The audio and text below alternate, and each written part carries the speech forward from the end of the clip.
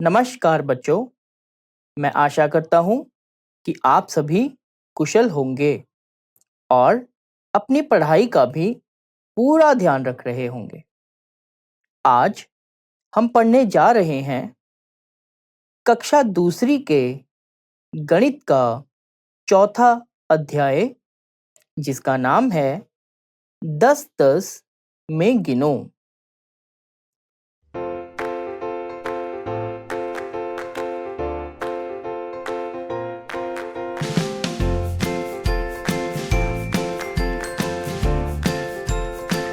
सबसे पहले मैं आपको एक मजेदार कहानी सुनाता हूँ। इस कहानी का शीर्षक है चूजे और चालाक लोमड़ी। टिकलू किसान के खेत में बहुत सारे चूजे थे। टिकलू उनकी देखभाल में कभी कोई कमी नहीं होने देती थी। उसी खेत में एक लोमड़ी भी रहती थी। टिकलू की लोमड़ी के साथ काफी अच्छी दोस्ती थी। लोमड़ी जैसे ही खेतों में चूजों को घूमते देखती तो उसका मन उनको खाने को करता। उसने बहुत सारे चूजों को खाने की कोशिश भी की, पर हमेशा असफल हो जाती थी। एक दिन लोमड़ी अपनी कोशिश में कामयाब रही। उसके बाद से उसने रोज कुछ चूजों को चुराकर खाना शुरू कर दिया। चूजों की संख्या दिन प्रतिदिन घटने लगी। शुरू में टिकलू को लगा कि ये शायद उसका वहम है, परंतु फिर उसे अगले दिन एहसास हुआ कि चूजों की संख्या वाकई कम हो रही है। टिकलू को अब लोमड़ी के ऊपर शक हुआ। फिर उसने जाकर एक दिन लोमड़ी से पूछ ही लिया, क्या तुम खा जाती हो मेरे चूजे?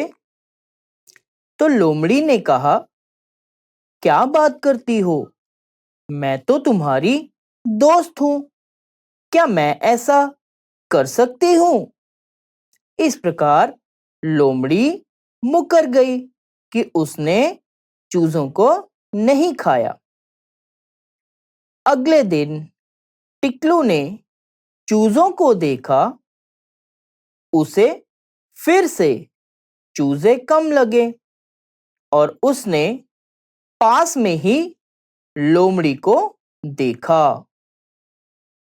अब तो टिकलू का शक और भी गहरा हो गया। टिकलू ने सोचा कि सुबह शाम चूजों की गिनती किया करूंगा, जिससे मेरा शक भी दूर हो जाएगा।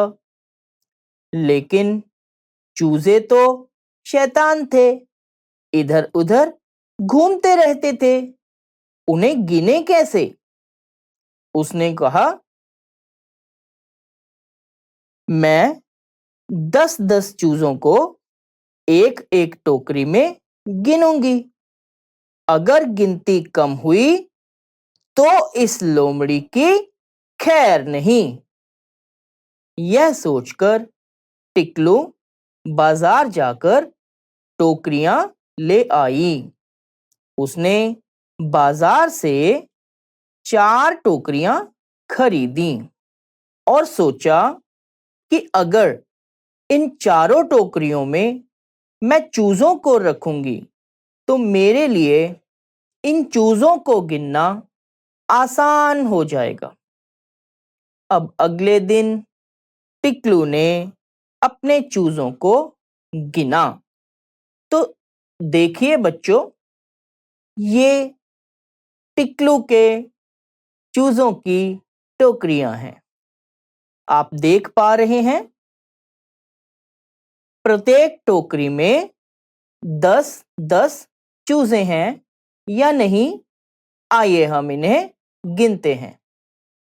देखिए, पहली टोकरी में 1, 2, 3, 4, 5, 6, 7, 8, 9 और ये रहा 10। तो इस टोकरी में कितने चूजे हैं? 10।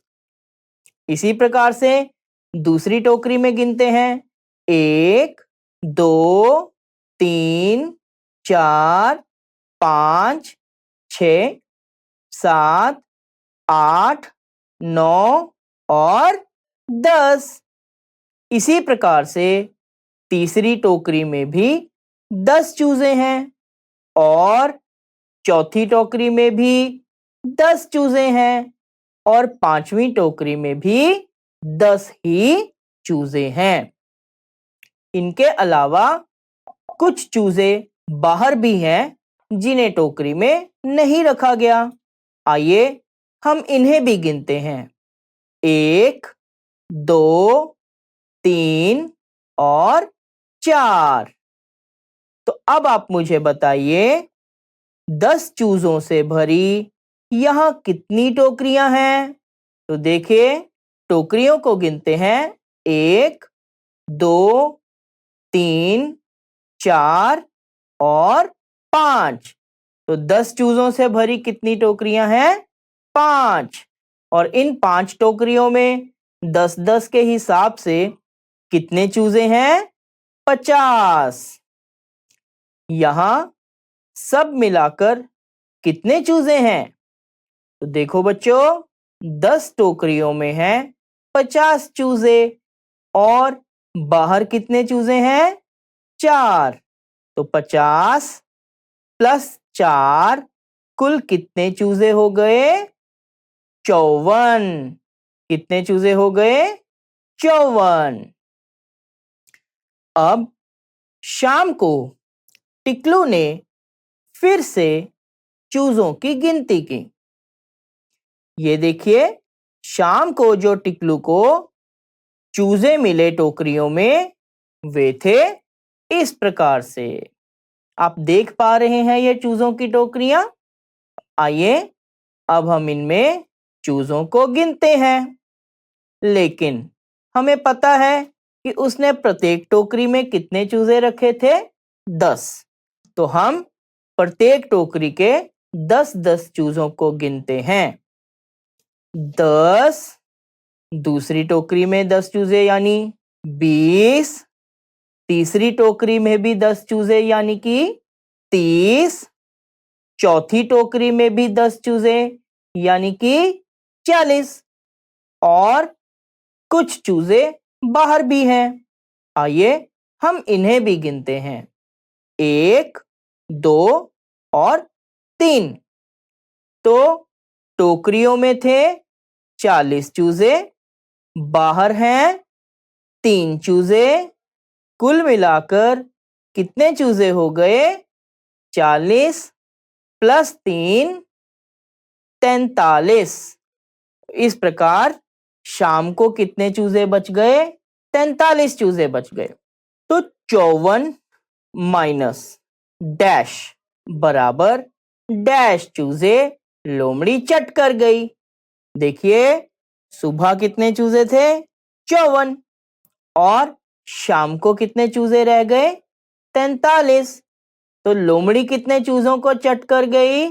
इसके लिए हम 54 में से 43 को माइनस कर देंगे। हम 43 से आगे 54 तक चूजों को गिन लेते हैं। 44, 45, 46, 47, 48, 49, 50, 51, 52, 53 और 54। तो हमने ये गिनती गिनी तो हमें पता चला कि 54 में से 43 को घटाने से हमें प्राप्त होते हैं 11। इसका मतलब ये कि लोमड़ी पूरे दिन में कितने चूजों को चट कर गई? 11। लोमड़ी ने एक ही दिन में 11 चूजों को खा लिया। अब टिकलू को पता लग गया था कि लोमड़ी विश्वास के लायक नहीं है और अगर वह लोमड़ी इसी प्रकार चूजों को खाती रही तो वह दिन दूर नहीं जब उसके पास सारे चूजे खत्म हो जाएंगे। यही सोचकर टिकलू ने लोमड़ी को खेत से निकाल दिया। आइए बच्चों, आगे चलें और 10-10 की गिनती के बारे में थोड़ा और जानें। बोलो भाई, कितने? भानु एक लकड़हारा था। वह रोज जंगल से लकड़ियां इकट्ठा करता था। लकड़ियों को इकट्ठा करके वह गट्ठर बनाता था और गट्ठर उठाकर बाजार में बेच आता था, जिससे उसे कुछ पैसे मिलते थे। वह 10 लकड़ियों का एक गट्ठर बनाता था। कितनी लकड़ियों का? 10 लकड़ियों का। अच्छा, क्यों बनाता होगा वह 10 लकड़ियों का एक गट्ठर? ताकि उसे 10-10 करके लकड़ियां गिननी आसान रहेंगी। इसलिए वह 10-10 लकड़ियों का एक गट्ठर बनाता था। बच्चों, हमारे सामने यहाँ कुछ लकड़ियां हैं। क्या आप इन्हें गिनकर बता सकते हो कि हमारे पास कितनी लकड़ियां हैं? आइए इन्हें गिनते हैं। 1, 2, 3, 4, 5, 6, 7 और 8। हमारे पास कितनी लकड़ियां हैं? 8। अब जैसा भानु गट्ठर बनाता था, यदि वैसा ही गट्ठर हमें भी बनाना हो तो हमें और कितनी लकड़ियां चाहिए? अब देखिए, आपको याद होगा एक गट्ठर में भानु कितनी लकड़ियां रखता था? 10। और हमारे पास कितनी लकड़ियां हैं? 8। तो हमें और कितनी लकड़ियां चाहिए? जी हाँ, बिल्कुल सही। हमें चाहिए 2 लकड़ियां। 8 लकड़ियां हमारे पास हैं। 2 लकड़ियां और हो जाएंगी तो हमारे पास हो जाएंगी 10 लकड़ियां और बन जाएगा हमारा एक गट्ठर। अच्छा, 3 गट्ठर में कितनी लकड़ियां चाहिए होंगी? तो देखिए, एक गट्ठर में चाहिए 10 लकड़ियां, 2 गट्ठरों में चाहिए 20 लकड़ियां और 3 गट्ठरों के लिए हमें चाहिए 10 प्लस 10 प्लस 10 यानी कि 30 लकड़ियां। और इसी प्रकार से 5 गट्ठरों में कितनी लकड़ियां चाहिए होंगी? 5 गट्ठरों में हमें चाहिए होंगी 50 लकड़ियां। और 4 गट्ठर का मतलब है कितनी लकड़ियां? सोचिए, सोचिए। जी हाँ, 4 गट्ठर का मतलब है 40 लकड़ियां। आइए अब हम देखते हैं फूलों की एक माला। मालती एक बूढ़ी औरत है। उसके घर में वह और उसकी बेटी रहते हैं। बेटी की उम्र शादी की है। मालती उसके लिए लड़का ढूंढ रही है। मालती के घर के आगे फूलों का एक सुंदर सा बाग है। दिवाली का त्योहार आने वाला है। मालती और उसकी बेटी त्योहार की तैयारियां कर रहे हैं। मालती फूलों की माला बना रही है। वह 10 फूलों से एक माला बनाती है। कैसे, आइए देखते हैं। 1 फूल, 2 फूल, 3 फूल, 4, 5, 6, 7, 8, 9 और ये 10। इन 10 फूलों को जोड़कर ये बन गई एक माला। इस प्रकार से मालती एक माला में कितने फूल लगाती है? 10। कितने फूल लगाती है? 10। अच्छा बच्चों, हमारे पास भी कुछ फूल हैं। क्या आप बता सकते हैं कि ये कितने फूल हैं? आइए इन्हें गिनते हैं। 1, 2, 3, 4, 5, 6, 7 और 8। तो हमारे पास कितने फूल हैं? 8। और यदि हमें मालती की तरह ही माला बनानी हो तो हमें कितने फूल और चाहिए? मालती की माला में कितने फूल थे? 10। हमारे पास कितने फूल हैं? 8। तो हमें और कितने फूल चाहिए? 2 फूल। कितने फूल और चाहिए बच्चों? 2 फूल। बच्चों, क्या आप बता सकते हो कि हमें 2 माला बनाने के लिए कितने फूल चाहिए होंगे? जी हाँ, 1 माला के लिए चाहिए 10 फूल, तो 2 माला के लिए चाहिए होंगे 20 फूल। अच्छा, यदि आपके पास 21 फूल हैं, तो तुम 10-10 फूलों की कितनी मालाएं बनाओगे? तो देखिए, ये हमारे पास हैं 21 फूल। आइए इन फूलों को जोड़कर हम मालाएं बनाएं। एक माला में चाहिए 10 फूल, तो 1, 2, 3, 4, 5, 6, 7, 8, 9 और ये 10। इन 10 फूलों को जोड़कर बन गई एक माला। इसी प्रकार से हम आगे एक और माला बनाते हैं। 1, 2, 3, 4, 5, 6, 7, 8, 9 और ये 10। इन 10 फूलों से बन गई एक और माला।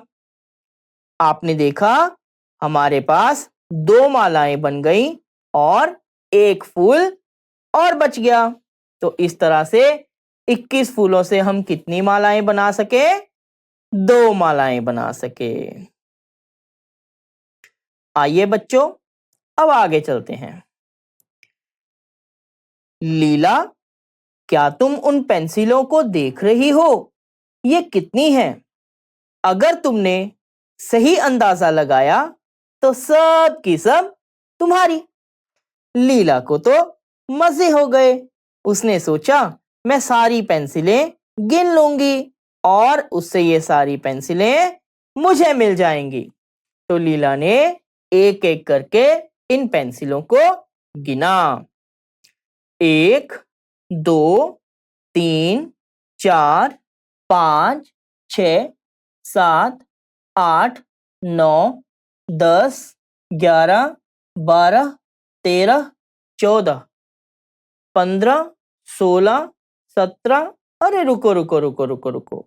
लीला को लगा, इस प्रकार से तो मुझे पेंसिलें गिनने में बहुत समय लग जाएगा। तो लीला ने एक और जुगत लगाई। उसने देखा, सभी पैकेटों में 10-10 पेंसिलें हैं। तो उसने इन पेंसिलों को 10-10 करके गिनना शुरू किया। 10, 20, 30, 40, 50, 60 और जो खुली पेंसिलें थी उनको अलग से गिन लिया। 1, 2, 3 और 4।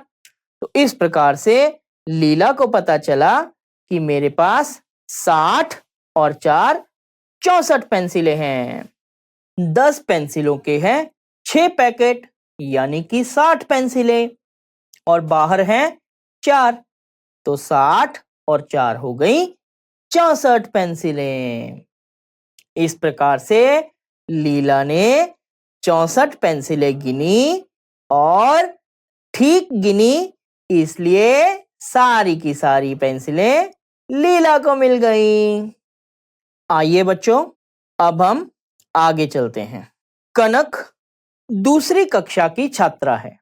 वह पढ़ाई में बहुत होशियार है। कनक को अलग अलग तरह की बिंदियों को जमा करने का शौक है। तो आप इन बिंदियों को देख पा रहे हैं। रंग बिरंगी अलग अलग आकार की कितनी प्यारी प्यारी बिंदियां हैं। क्या आप बता सकते हैं कि कनक के पास बिंदियों के कितने पैकेट हैं? आइए इन्हें गिनते हैं। 1, 2, 3, 4, 5, 6 और 7। तो कुल कितनी बिंदियां होंगी? देखिए, पहले पैकेट में कितनी बिंदियां हैं? 1, 2, 3, 4, 5, 6, 7, 8, 9, 10। इसी प्रकार से दूसरे पैकेट में कितनी बिंदियां हैं? 10। और तीसरे पैकेट में भी 10, चौथे पैकेट में भी 10, पांचवें पैकेट में भी 10 और छठे और सातवें पैकेट में भी हैं 10 बिंदियां। इस प्रकार से 7 पैकेटों में कितनी बिंदियां हो गई? आइए हम इन्हें 10-10 करके गिनते हैं। 10, 20, 30, 40, 50, 60 और 70। इसका अर्थ क्या है कि 7 पैकेटों में कनक के पास कितनी बिंदियां हैं? 70 बिंदियां हैं। तो देखा आपने कि यदि ये 70 बिंदियां इकट्ठी ही पड़ी होती बिना पैकेटों के, तो इन छोटी छोटी बिंदियों को गिनना कितना मुश्किल होता। परंतु अब ये सारी बिंदियां क्योंकि 10-10 के पैकेटों में हैं, इसलिए हमने इन्हें 10-10 के साथ कितनी आसानी से गिन लिया।